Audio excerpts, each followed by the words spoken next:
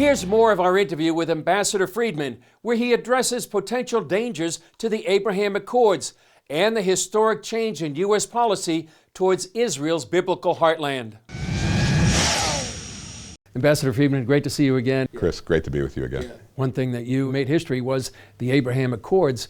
Does the Iranian nuclear deal threaten the Abraham Accords? Well, it does because, look, the Abraham Accords were, they're transformational.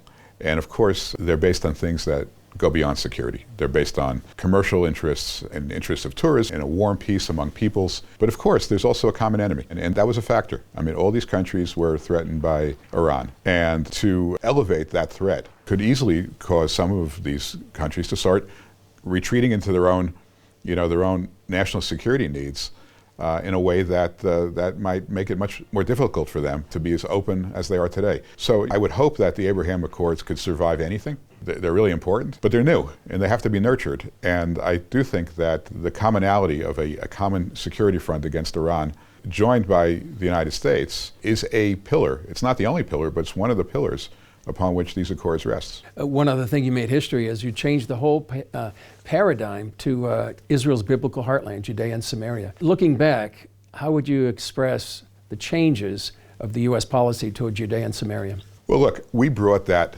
policy back to where it belonged. We actually changed it relative to the last 20 years. But if you go back to 1967, when Judea and Samaria became an issue, right? That's when Israel, recaptured the territory from Jordan. There's only one agreement since 1967 that all the litigants, all the conflicting parties agreed to. That was UN Resolution 242. While it's been subject to multiple interpretations, the U.S. interpretation, the one that, because we had our own people, Arthur Goldberg was our negotiator. Our interpretation was that Israel would withdraw from some, but not all of the territories that they captured. Now, they withdrew from 85% or more of it between Sinai and Gaza. They've withdrawn from, the vast majority of the territory that they captured. Judea and Samaria, if you look at our own interpretation of those days, was that the Jews had a better claim, the Israelis had a better claim to Judea and Samaria than any other competing claim. Sure, there should be a resolution. The parties should try to resolve it, but on the basis of a dispute to territory as to which the Israelis probably had the better claim. That was where we were in 1967. We got completely off track to the point where when we took office, we were coming in on the heels of UN 2334, which the U.S. supported. I mean, they abstained, but effectively they supported it because by abstaining, they enabled it to pass, which was a Security Council resolution that found the entirety of Judea and Samaria, East Jerusalem, the Western Wall, all illegally occupied territory.